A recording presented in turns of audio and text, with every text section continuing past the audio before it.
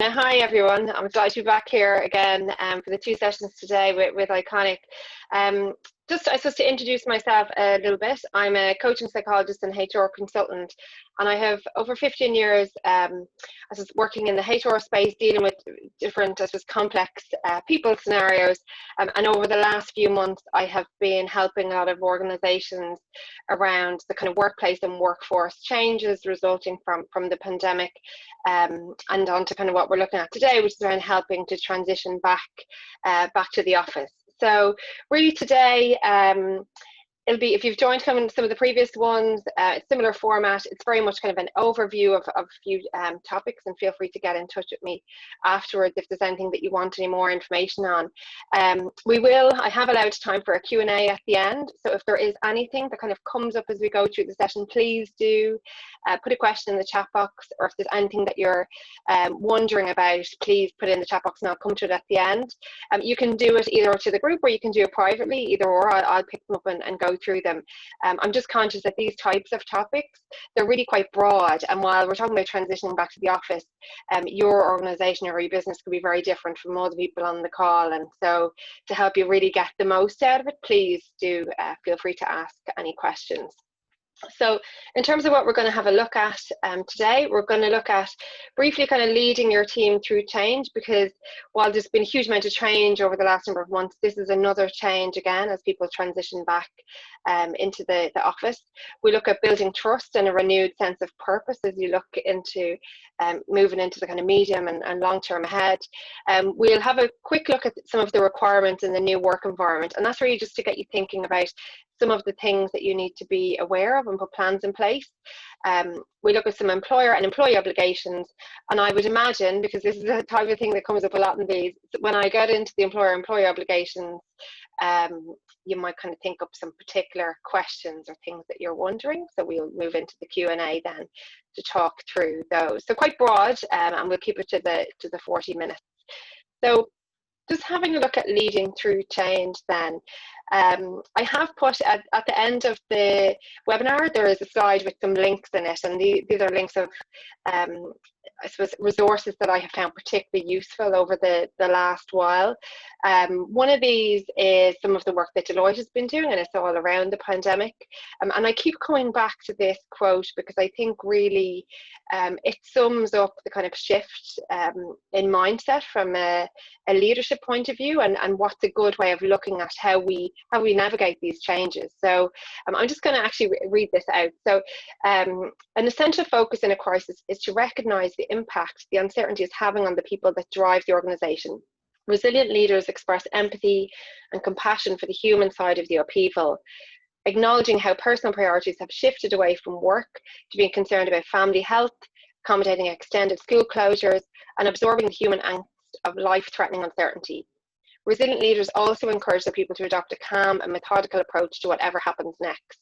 So this is some of the work that Deloitte published early on in the pandemic, and I think it's still quite relevant. You know, when we look across your teams and your employees, there are people dealing with really broad personal circumstances. You know, the issue with extended school closures is still very, very relevant. The lack of childcare, concerns about family health, anyone who has perhaps cocooning parents or at-risk people around them, or themselves or somebody who's at risk.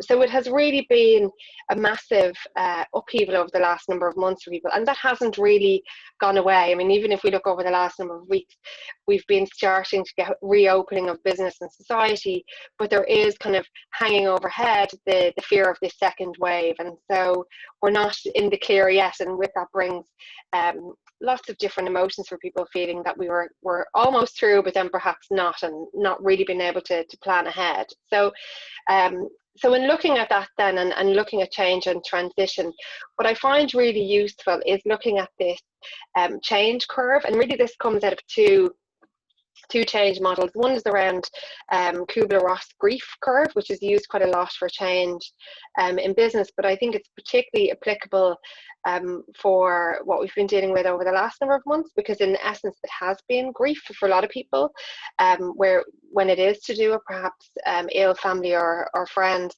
but also grief for what the plans that they had, what was, and what they intended to happen this year, and things not going ahead.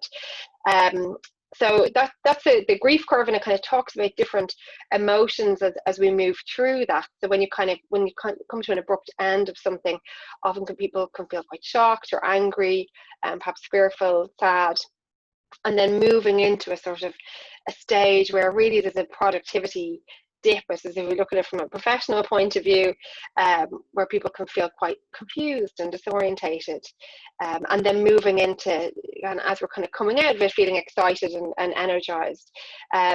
So the one piece that's overlaid on this, really, is the kind of endings, neutral zone, and new beginnings, is William Bridges' transition model, which really looks at the psychological transitions associated with change. And it's very helpful in looking at, well, how can we help our people through the different stages? And when we're looking at endings, it's providing information, identifying what's going to change, and accepting and acknowledging all the different emotions that can go along with the change. The neutral zone in this context is around taking the time it takes time to adapt to any change, and then the new beginnings is around sort of reintegration with employees, and looking at a step-by-step plan. So if we look at it in the context of the transition back to the office, in some respects the ending can be the ending of working from home for an extended period of time, and whatever the arrangement that they've had in place over the last while, or perhaps they were on layoff. And so there is a point as people transition back to take the time to really acknowledge how they might be feeling. Some people will be absolutely already at the new beginning and delighted and excited and running and jumping back into the office. Others might be quite anxious and perhaps sad about what is changing, and others again quite unsure really where they're at. And so that's where you, I suppose, you as an employer can really help them by providing information and support at different stages. So if we come on to look at, this is, I suppose, an adaptation on Maslow's hierarchy of needs, which is around motivation, and it links around personal engagement and employee engagement in the workplace. And it's building on looking at, as we transition back into the office, what are the different things that people need? Because you really don't move up, when we look at this as the triangle, you don't move up in the triangle until the layer below is met. And so if we look at some of the basic needs there, it's around workspace, furniture, technology, the basic resources that you need to do your job. And when we look at that over the last while, when people have been working from home, an awful lot of their needs have been in that space where people have been having to kind of make do in some respects around what the resources that they have. Moving up from then is around security and stability. So perhaps as they transition back in, perhaps it's in iconic offices, and so there aren't particularly any concerns about the workspace and furniture and supplies and so on. But other needs then can present themselves around how they're feeling about their job security, what's happening with their business and the organisation as they come back, and also what is being done to make sure that the work environment is safe for them, and they're free from, let's say, physical harm, about perhaps becoming sick themselves. So what measures are in place there? And then moving up into around team camaraderie, which is around the belonging piece, and looking at psychological safety as they return to work, and building trust. And then I suppose as we move up, you can have a look at it there yourself, but then once those needs have been met, then you're talking about really being able to contribute more to the organisation as a whole, and then getting into true kind of engagement and innovation. And I suppose the key takeaway here is that really, if there is any issue with the needs below, they need to be met before we can get back to that point where people are really engaged and innovating in work. So something to kind of bear in mind as we transition back.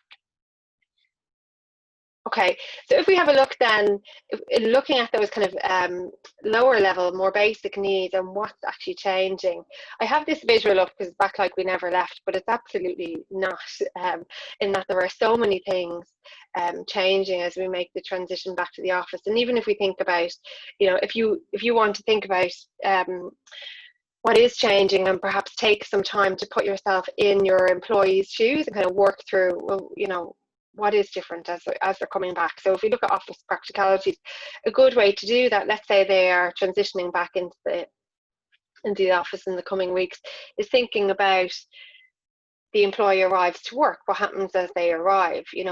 What's different? They then go to their desk. What's different as they sit down at their desk? What's different for them in terms of how meetings are run?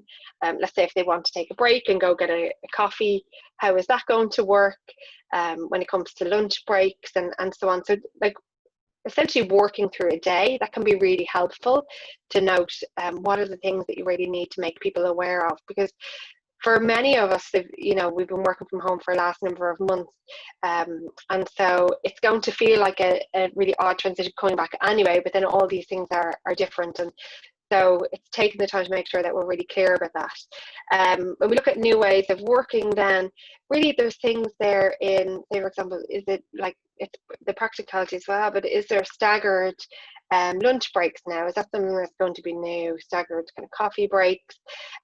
Were you all previously working in an office and now you're having kind of team A and team B, where one is in an office and one is working from home? Or does it vary across the team in terms of, is everybody working from home some days a week? Just taking the time to kind of have a look at that. Health and safety protocols, I've included links for this in the resources section at the end, but really, there's really fantastic resources on this. Obviously there's the return to work protocol, which we need to make sure that we're adhering to, but there's also on the HSA website, there's lots of kind of templates and posters and different kind of checklists to make sure that you're covering everything in that space, but making sure that you are taking the time to communicate that to your employees and educate them on anything that they need to be aware of or need to learn about what's different. New policies and procedures then are about what can be coming out of perhaps some of the health and safety protocols and the new ways of working. So for example, now if you've already had a sickness and absence policy in place, now is a good time to update that. If you didn't have one, now is a really good time to make sure that you do have one. Making sure that everyone's fully aware of, the symptoms of COVID, for example, what would happen if they had some of the symptoms, and bringing that into your policies. Other policies and procedures that if you don't have, it's worth taking the time to look at. So say, for example, if you don't have a disciplinary procedure in place, now could be a good time to look at that, insofar as, ideally we'll be in a situation where people will come back and they'll be doing everything that you need them to do, but it's really helpful to have a procedure there that people are aware of what will happen if they're not. Similarly, a grievance procedure, if they're coming back to the office and they have concerns about how you are doing something or how another employee is doing something, that you have those procedures in place.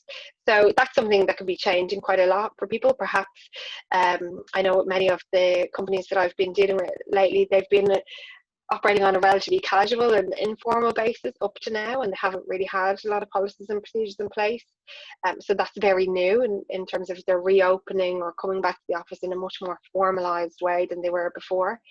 And then other things to think about are around the cultures and the norms. And some of this is going to come as everybody gets back and you get a feel for things, but thinking about what way did it work, it'll be different for every group and every company. But in terms of gatherings before, did you have kind of informal gatherings during the working day, at the end of work? Was there a general culture of sharing things, for example? All that probably needs to you probably need to have a look at that now as we transition back. So that's quite a broad review. It really does depend with different organizations and different office environments, but it's just to kind of give you a framework to work through.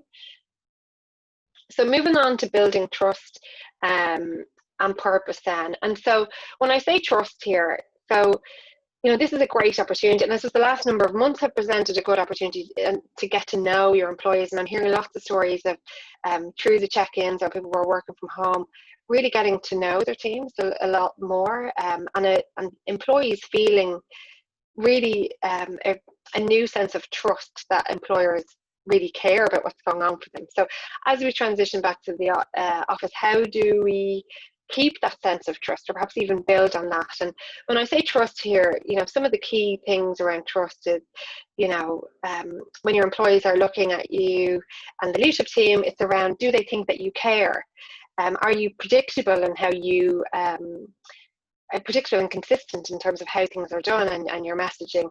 And are you confident, really? Do they feel that they can trust you to do the job and protect them and all these different things as they transition back to the office? And purpose I've included in here is around, is it a renewed sense of purpose? Is it reiterating your sense of purpose? Or perhaps yourself over the last number of months, and given the pandemic and given the recession that we don't quite yet know what we're dealing with, have you been looking at perhaps the purpose of your organization and rethinking that? And if so, now is the time perhaps to work through what that would look like, how that translates into your strategy, and start to communicate that with your employees. And so some of the things that are really helpful in this space is around, at the moment, we're not, when we get in and everyone's back in the office, there's time to really look at building for the future. We have a bit of a transition phase here where it's a bit of a recovery phase. And so things that we can do to build trust at this point is managing a smooth transition for your employees returning, and so actually having quite a detailed plan in place. There is the return to work protocol, and there's things that you need to do before they come back, but beyond that, this is more the psychological aspect of the return.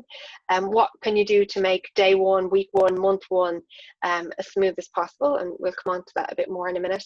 I really recommend that you go heavy on regulatory and governance requirements, so that you really fully adopt the return to work protocol, the government guidelines, and in my opinion, it would be better from a trust point of view to overdo it, and then as things ease up with the virus, kind of reviewing that and paring it back down the line. But particularly now, where there has been an awful lot of talk in the last few days about a second wave, people may have been feeling relatively comfortable coming back, and now they might be getting a little bit concerned.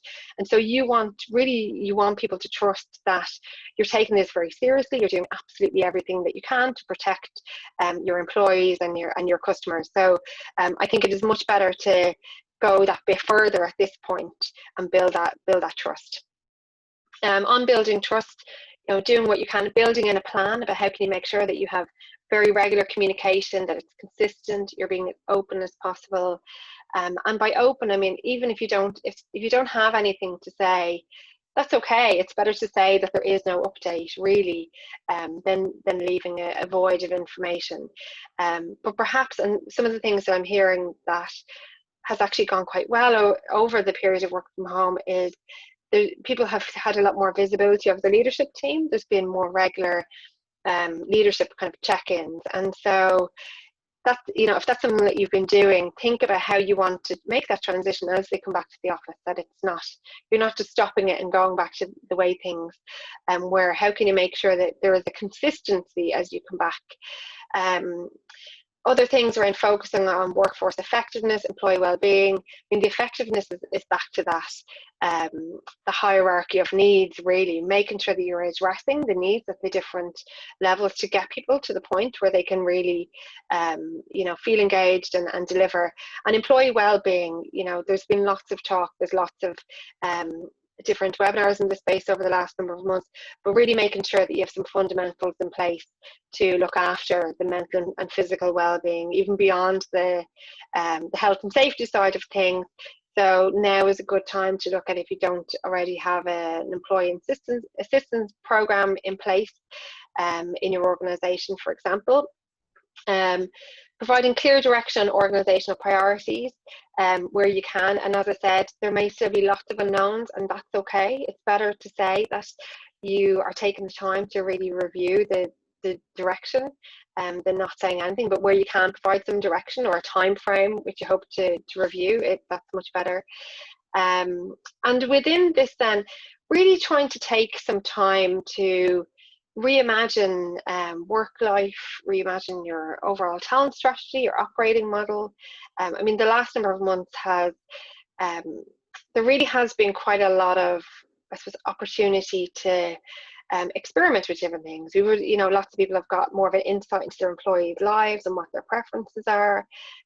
Working from home over the last number of months has been a massive experiment. Has it worked? How has it worked for you, and what have you found to have motivated the team? And so, is that something that you want to build on as you come back and take in stock about what did work well, what didn't work so well, and how can we build it into our talent strategy going ahead and going forward? And similarly, the operating model can be looking at within that related to talent, what's your employee contractor mix? That might be something that you want to look at as you over the number of months after you're transitioning back in. Okay, I'm going to keep moving on, just conscious of time. So in looking at the smooth transitions then, so this is just to give you an example of what I mean when I'm talking about in having a plan for the transition plan.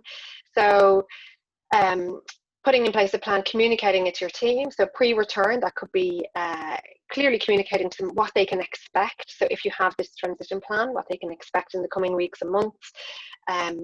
Advising people on the return to work protocol, obviously making sure that you're meeting the guidelines within that. And before they come back, any essential training that needs to happen from a health and safety point of view, or new ways of working before you come back. And then you might have people coming back all in one, or you might have people kind of filtering back in. But either way, it's important to take the time, you know, that first day back for people, even if everyone came back as a bulk and then there's a couple of people that have come back later, it's to take the time to really welcome them back, you know, whether that is taking some time to kind of have a sit down with them, have a coffee or so on, but really acknowledging that it's their first day back in the office, giving them a bit of a briefing on any new changes, any new requirements that haven't already been covered, and then really just being sensitive to individual needs. As I said, you know, different people really are at a different phases, and acknowledging that. And some of you may have seen, I've seen on social media over the last while, some organizations are having wristbands or tags around whether you're really excited back and you want to hug, which hopefully we're not, you know, this against the guidelines, but you know, whether they're in that space or really nervous about coming back. And so taking the time perhaps to talk to people about how they're feeling about coming back, how they feel about being back on their first day. In the first week then, looking at, you know, individual and team reflection. So it could be really helpful to take some time to take stock really and look at what worked well for them while they're off, you know, what's working well as they're transitioning back in, both on an individual basis and as a team. I think it's really important during that transition phase that leaders are physically present, and by physically I mean even if you're not in the office yourself, that there's video calls that people can see you and access you as they're returning. And again, just consistent and clear communication on changes. And then within the first month, that's when you're kind of starting to talk about and look ahead to what's down the line. And as a team, you know, really looking at what do people want to keep, adapt, change. And that could be about how things were done previously, how things were done when people were working from home, or as they've come back, what's different, and just getting people's feedback on their overall transition experience. So I think it's really helpful as we go through this transition to get regular feedback from people about how things were when they were off, how's it going as they're coming back, because you can use that then to build on, you know, I say there at the bottom, like returning stronger, but really getting their feedback to build on, well, how do we want this to work in the future? You know, what do we want to do differently? It might be nothing, but there might be a few things, but really getting that feedback so that everybody is invested in how things work moving forward. So if we look at some employer and employee obligations, some of the things to be thinking about. Again, I've kind of put links in the resources page on this, but some of the big ones are around returning to work, returning to the office. So things that kind of have been coming up in this space is, we'll look at it when we get to the Q&A, but what if somebody doesn't want to come back, if somebody wants to continue working from home, or perhaps you have your business is closed for a period of time and they're not ready to come back, and they're asking can they take longer off. Workplace health and safety, this is a massive employer obligation as we transition back, but luckily there's so many guidelines and checklists and resources out there, and I know as well Iconic is doing briefings tomorrow and the next day around transitioning back into the office, which will cover some more information on what's in Iconic in this space. Another big area is around required changes to terms and conditions. So we can talk about that when we get into the Q&A, but this is something that's coming up a lot. It's coming up in the context of, in many organizations where people are doing like a team A and team B, they're looking to have extended hours arrangements with different working hours. It's coming up and that you need people to do slightly different jobs. In some cases it's temporary, in some cases on a longer term basis. And I think like the main thing to think about in the obligations piece is that, you know, there are some very specific obligations around workplace health and safety, absolutely, that you need to be aware of anyway. And so as you transition, you would have been aware of them in an office environment previously, but if you're continuing to have that mix of people working from home and working from an office, you need to make sure that you're putting the relevant health and safety measures in place for every work environment. So if people are working from home for the foreseeable. There's also a piece about working time regulations, that's coming up an awful lot, mainly related to people working from home, but sometimes as businesses are reopening, or generally as business and society is reopening, that's leading to kind of longer hours, and so you have obligations around that. When we look at terms and conditions, the big piece is that any changes to terms and conditions, even if they're on a temporary basis, they need to be agreed with the employee. And if the same obligations are there around making sure that you're treating employees fairly and lawfully, you know, from an equality point of view, all the usual employment legislation is still completely relevant. And, you know, I think there are certainly things to be aware of in this space, but for me, you know, before we get to that, it's like bringing it back and trying to work with people. So let's say if you do have somebody who doesn't want to come back to the office, trying to get behind that and understand what's the issue, why do they not want to come back, and trying to come to some agreement. Similarly, when we talk about working time, people working longer hours, one that came up a lot, and perhaps it's been coming up for you with people that are continuing to work from home, is people not necessarily working a traditional 9 to 5 and working late into the evening, and perhaps not getting the 11 hours between starting and finishing work that they are required to do. And so, you know, when we talk about employer obligations, your employee has an obligation to make sure that they're adhering to regulation as well. So in often cases, people just aren't really aware of it. So taking the time to make sure that they're aware. Similarly, when we talk about changes to terms and conditions, there is a piece here about how you approach it. And I talked about making sure that people are invested in the plans for your organization. You know, if you need to have a change to terms and conditions, it's taking the time to talk to people about what's going on with your business, what's going on in your teams, why is there a need for change, how long do you expect, is it a long-term need, is it a short-term need, do you have some flexibility around that, so that you're really trying to verbally come to an agreement on it before it's a case of providing a new kind of contract of employment. So we can talk about those in a little bit more detail. I'll just move on to the Q&A. So I'll just remind you, you know, if you do have a question, do pop it in the chat box. If you don't want it to be an open question that everyone can see, you can just send it to me privately, and I'll kind of work down through the various different ones. So I'm just going to give you a minute to do that, and I'll go through some of the typical kind of questions that have been coming up in the meantime.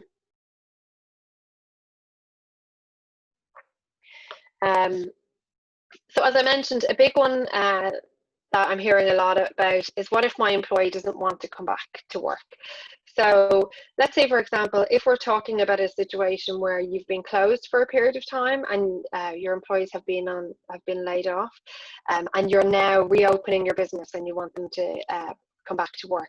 So I have heard situations where people have been in receipt of the pandemic unemployment payment, and they're just reluctant, they just don't want to come back for whatever reason. But I suppose the most important thing to think about here is, any of this always starts at what's your business need? What do you need within your business? And so in this case, your business is reopening, you have a need to have your employees back at work. And so if an individual doesn't want to come back, they're no longer, as soon as you've reopened, they're no longer in a layoff situation. When they're laid off, you've paused their employment. Their employment is no longer paused, and you're expecting them to come back to work. So that's the kind of black and white of it. There isn't an option to remain on layoff and receive the payment as long as you have work for them. But within that, it's about getting behind what are the issues there. And so some of the things that have come up is, say, for example, people don't have any childcare, they're struggling to find childcare. And so in that situation where you're reopening, they're still they still are no longer in a layoff situation. They are required to come back to work. But if they physically can't for childcare reasons, that's something for you to kind of look and see, is there a way to accommodate them? Can you waive the notice period for parental leave, for example, and give them some parental leave to take them through for the next number of weeks? Is there annual leave? So it's kind of trying to come up with some agreement, but they are still coming back. You're taking the pause button off as long as you're reopening. Other things that have come up in this space is, let's say you haven't closed, but people have been working from home for an extended period of time and they want to continue to work from home. So unless you explicitly have it in the contract of employment that people can and are required to work from home, you're not obliged to accommodate them to work from home if you're reopening, if you want to transition people back to the office. So there's no obligation on you to accommodate that. But again, here, I think it's important to have the conversation about what's the concern, what is the issue. So if we stick with the same theme for a moment, if it is to do with childcare or elder care, and they've been working alternate kind of hours and working from home, is that something you can accommodate in the short term? If it's that they're concerned from a health and safety point of view, this is kind of coming back to what I mentioned earlier about, I think it is better to really go that little bit further on the health and safety piece and make sure you're really clearly articulating that to your employees. So if they are concerned, that you can talk them down through what measures you're putting in place, that you're fully adhering to the government guidelines, that you're doing X, Y, and Z, and that you're really placing a priority on making sure that you're protecting them and your customers. If, for example, in that same theme, if they feel that they are at risk health-wise and they're concerned about coming back, if it's a medical situation, well, then I'd be looking for medical guidance on that. So is their GP saying that it's too much of a risk for them to come back? Beyond that, you might want to get the view of an occupational health advisor, because essentially, if it's a medical issue, you need medical guidance in deciding on that piece. I'm trying to think now, what are other reasons why people say they don't want to come back? Another piece that's come up a bit is around commuting to work. So if people don't want to commute, they don't feel comfortable to get on public transport, or perhaps on the other side, if you would prefer that they didn't get on public transport. I think if we look at what the obligations are on both sides, really the obligations are to adhere to the government guidelines and the return to work protocol. So if we look at, say, public transport, the guidance is that if you're traveling on a bus, for example, that you need to wear a mask. So as an employer, you can tell your employee that you expect them to fully adhere to that. You can't tell them that they're not to get public transport, that they're to cycle or walk, but you can tell them that you expect them to adhere to those guidelines. And likewise, if an employee felt unsure about it, there's a piece here where, as long as those guidelines are in place and now we have masks are mandatory, that yes, absolutely understand their concerns, but that you expect them, having put all these measures in place, you expect them to be back in the office. Other ones that are very topical are about, what if my employee is going on holiday? And so obviously we're still waiting on this, the green list, but the guidelines are no unnecessary international travel. And so, you know, you can clearly communicate to employees as per the kind of return to work protocol and the guidance that if somebody has been away, that they self-isolate and all those different pieces, you know, but you can't necessarily have a say in where somebody goes on holiday, but you can clearly articulate what your expectations as an employer would be, and that they follow the guidance. The flip side of this is, you know, that has come up in the last week or so, is concerns around, well, what if somebody I don't know, goes to Spain but tells me that they're in Kerry, you know, and I think that they've gone to Spain. What can I do about that? And so the answer is really, there's not very much you can do about it. I mean, obviously, if somebody wasn't truthful about what they did and didn't isolate and come back to the office, you know, and you had that, you've subsequently found that out, that's potentially a disciplinary situation, because they're putting their teams and the business at risk. But I mean, look, we need more. There's more information that we need on that about what's actually going to happen with travel, and you know, there's an element of, well, how would you actually know about that? Let me see some other pieces. Something else that has come up occasionally is if previously you had somebody in your team that wasn't particularly good at their job, and now you're concerned about financial stability of your organization going forward, and you want to make sure that everyone that's on your team is really delivering for you, and perhaps you're looking at redundancies and thinking, you know, I don't necessarily want this person on my team anymore. So this one really, you know, we could do a whole thing about if you need to make somebody redundant or redeploy people, but I mean, there's an awful lot of rules and guidelines that need to be followed in that situation. But I would separate the two. So if you, when you look at your business operating model and the resources needed, you need to downsize. That's one thing over here.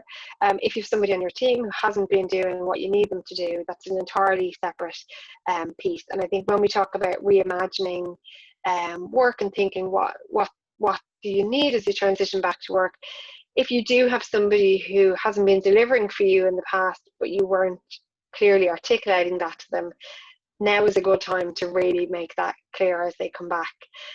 If you were looking to downsize, you know, you wouldn't particularly be able to choose somebody, you know, who would be made redundant, for example. So it's not as clear cut as that.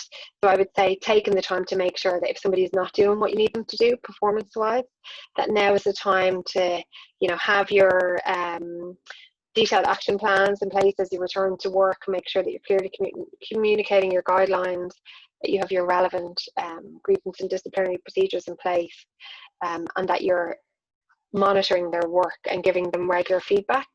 And look, if you're doing that and their performance doesn't improve, well, potentially then, you know, you're on a route for them to exit the organization.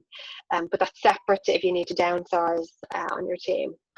The last thing that I'll just mention, because it does come up a bit, is if you need to reduce hours or if you need to change working hours. So as I said, this is something that needs to be agreed with people. And so the starting point here is really talking to them about what the business need is, so let's say if you needed to reduce everybody's hours, you know, if that's you trying to avoid redundancy, absolutely, that's what you need to do for your business. So it's talking to them about that you want to try and keep everybody in employment and you have a need temporarily to reduce hours, but telling them, you know, this is how much you need to reduce by, this is how long you would intend for it to go on, or this is at the point at which you'll put a review period in, but you do need their agreement on that. And we don't really have time today to talk about what if somebody doesn't agree to terms and conditions of employment, but that's where you're potentially in a redundancy situation down the line. I mean, I think what I would say is a key piece within this is that if you are coming against any kind of tricky situations, I'd highly recommend you either seek further kind of HR guidance, or you seek employment law guidance from a solicitor, particularly before making any decisions around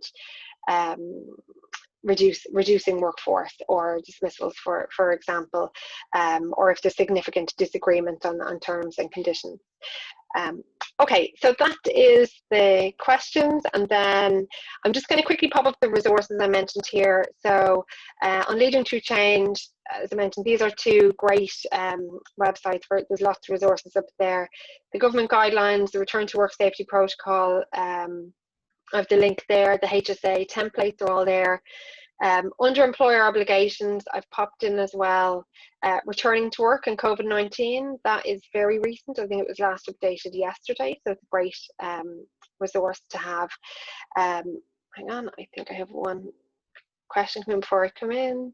Yeah, so this is somebody asking about this green list for travel. So how do you tackle a situation where an employee wants to holiday to a green list country as the risks are considerably higher with them returning? Yeah, I think this one is really tricky, and I'm glad that they have delayed publishing the green list, and I think that might be, I'm hoping that's because they've realised that it's really not clear cut. It is going to muddy the waters. So I don't know is the answer. I think the best that you can do is, if it is published, and the government says this is a list of countries that you can go to, and that you don't need to perhaps self-isolate when you come back. I think you need to look at that as an employer and think about what procedures do you want to put in place yourself to protect your team within that. So perhaps it will be that you reiterate to people that while there is this green list, ideally it would be your preference as an employer that people didn't travel for the foreseeable. Obviously you can't stop them, but that if they're returning to work, can you accommodate that they're working from home when they come back, so that you're protecting the rest of your employees for a 2-week period. So I think with that, I'd kind of say let's just wait and see what comes out. If you do find yourself in a tricky situation, I think absolutely look for further guidance on it. But I'm hoping the delay is because there's a realization that there's a big knock-on impact for this for employers and businesses. So that brings me to the end of the session today. Just to remind you, I'm Claire Flannery. You can find me, my website is strengthwithin.ie. You can find me at claire@strengthwithin.ie. You can connect with me on LinkedIn. If you do want any more guidance on the HR side of things, absolutely feel free to get in touch with me.